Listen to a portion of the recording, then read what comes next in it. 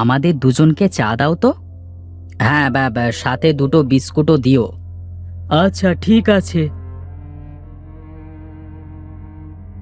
হেই নাও। তা এবারের প্রতিযোগিতা কবে হবে? কোন প্রতিযোগিতা? এ গায়ে কত রকম প্রতিযোগিতাই তো হয় প্রতি বছর। আরে সব থেকে আকর্ষণীয় প্রতিযোগিতা যেটা, সেটার কথাই বলছি। মাছের প্রতিযোগিতা। শুনেছিলাম তো বর্ষার দিন হবে।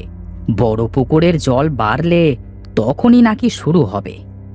আরে না গো না, এবারে মাছের প্রতিযোগিতা শীতকালে হবে।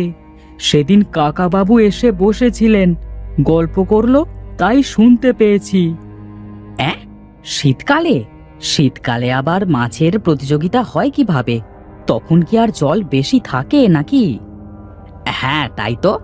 বর্ষাকালে মাছের প্রতিযোগিতা হয়, কারণ বর্ষাকালে বর্ষার জল এসে পুকুর ভর্তি হয়ে থাকে। শীতকালে এত জল কোথায় পাবে? সে আমি কি জানি বলো। সেদিন কাকাবাবুরা কথা বলছিল, তাই শুনি বললাম। ওই তো কাকাবাবু আসছে, আসুন আসুন। তা এবার শুনলাম মাছের প্রতিযোগিতা নাকি শীতকালে হবে। আরে তেমনটাই হবার কথা। কিন্তু শীতকালে জল কোথায় পাবেন এত? মাছের প্রতিযোগিতা তো বর্ষাকালে হয়, তাই না? পাশের গাঁয়ের জমিদার মশাই আসবেন এবার আমাদের এখানকার মাছের প্রতিযোগিতায়। তিনি বলেছেন যে প্রথম হবে তাকে নাকি সে তার রাজ্যে নিয়ে যাবে, সেখানে থাকবার জায়গা দেবে, তার মাছের বড় আড়তের প্রধান কর্মকার বানাবে। কিন্তু বর্ষাকালে সেখান থেকে আমাদের গায়ে আসতে খুব অসুবিধা, তাই আমরা সবাই মিলে ঠিক করেছি শীতকালই হবে মাছের প্রতিযোগিতা। তাই নাকি? তা সে তো ঠিক আছে, কিন্তু শীতকালে জলের কি হবে? তখন তো জল সব শুকিয়ে নেমে যাবে। তারও একটা ব্যবস্থা হবে অবশ্য। কি ব্যবস্থা? গ্রামের বড় পুকুরের পাশের মাঠটা খনন করতে হবে।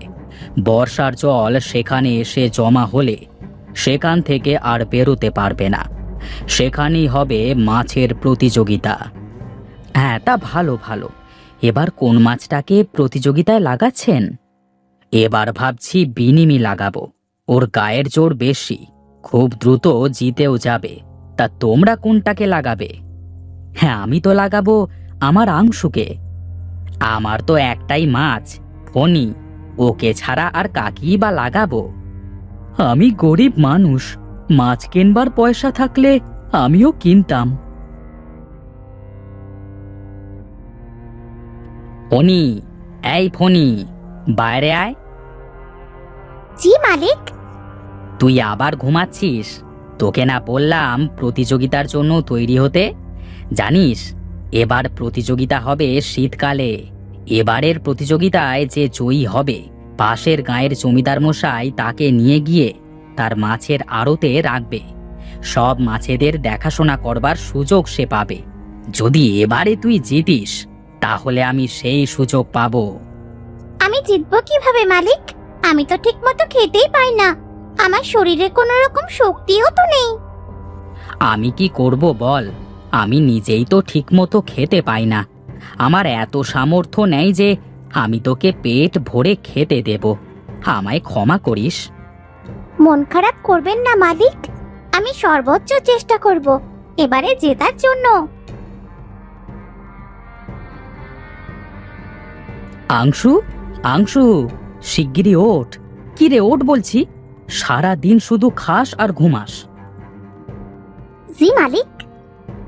বলি, কিছুদিন পর যে মাছের উৎসব হবে, সেখানে কিন্তু তোকে জয়ী হতে হবে। আগের বার তুই জিতেছিলি, এবারও কিন্তু তোকেই জিততে হবে।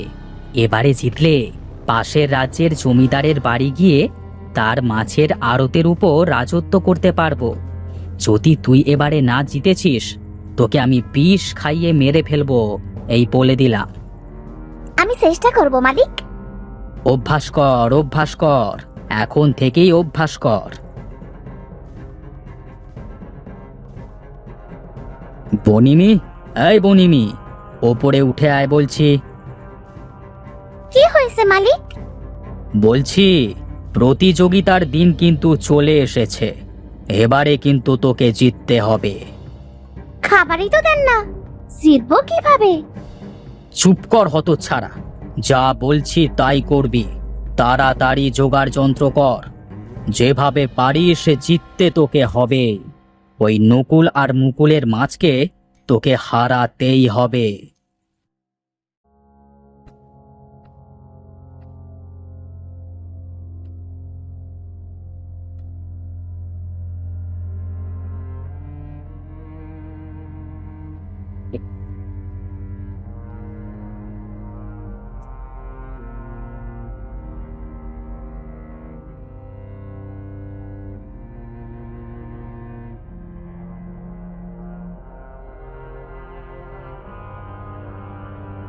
প্রতি বছরের মতো আমাদের গায়ে এবছরেও মাছের প্রতিযোগিতা আরম্ভ হতে চলেছে।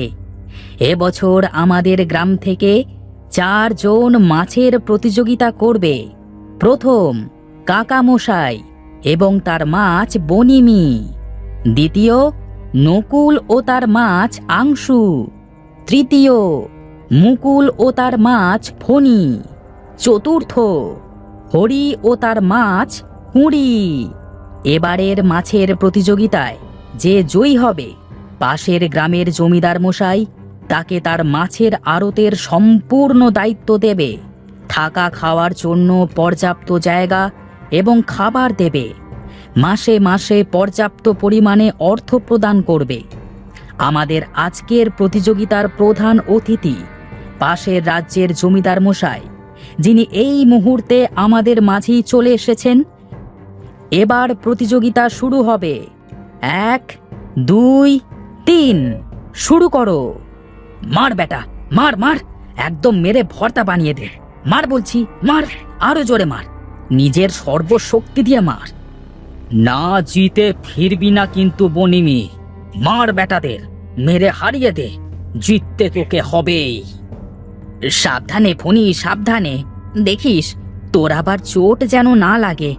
নিজের খেয়াল রাখিস। মার কুঁড়ি, মার, হারবি না, মার, মার বলছি। এরই মধ্যে আমাদের হরির মাছ কুঁড়ি হেরে গেছে। বাকি 3 জনের মধ্যে হাড্ডাহাড্ডি লড়াই হচ্ছে। মার, মার দুটোকে, মার, মার। যা, আমরা দেখতে পাচ্ছি এরই মধ্যে আমাদের কাকাবাবুর মাছ হেরে গেছে, আর বাকি রয়েছে নকুল এবং মুকুলের মাছ।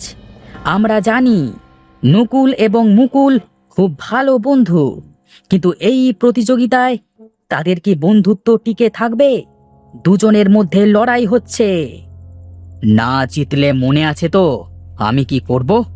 বিষ খাইয়ে মেরে ফেলবো তোকে। তোকে জিততেই হবে।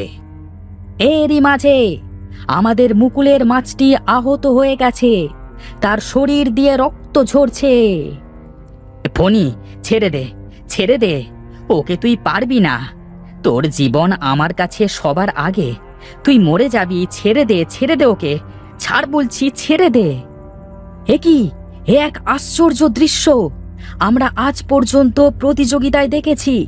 মালিক কখনো তার মাছের কথা চিন্তা করেনি, কিন্তু আজ প্রথমবারের মতো আমরা দেখতে পাচ্ছি মুকুল তার মাছের শরীরের কথা চিন্তা করে তার মাছকে লড়াই থামিয়ে দিতে বলছে, আর লড়াই ছেড়ে দিয়েছে তার কথা মতো তার মাছ। আমাদের আজকের প্রতিযোগিতার বিজয়ী হলো নকুল। আমাদের এই প্রতিযোগিতা আজকের বিজেতা নকুল এবং তার মাছ আংশু, কিন্তু আজকের পুরস্কার পাবে মুকুল। আমি জিতেছি, তাই পুরস্কারও আমার পাবার কথা। পুরস্কার মুকুল পাবে কেন? আমি বলেছিলাম পুরস্কার হিসেবে আমি তাকে আমার মাছের আড়তে নিয়ে প্রধান কর্তব্যে রাখব, কিন্তু এখানে আমি এসেছিলাম কে আমার মাছের বেশি যত্ন নিতে পারবে সেই খোঁজে। আমি দেখেছি তোমরা সবাই তোমাদের মাছের কথা চিন্তা না করে শুধুমাত্র যেটার কথা চিন্তা করেছো সেটা হলো পুরস্কার। কিন্তু একমাত্র মুকুলই ছিল যে তার মাছের কথা চিন্তা করেছে, তার মাছের শরীরের কথা চিন্তা করেছে। তাই আমার মাছের আড়তের জন্য আমি শুধুমাত্র আর শুধুমাত্র মুকুলকেই নেব এর জন্য। চলো মুকুল, তুমি আর তোমার মাছ মিলে এখন থেকে আমার মাছের আড়তেই থাকবে আর খুব ভালো থাকবে। ঠিক আছে জমিদার মশাই, আপনাকে ধন্যবাদ।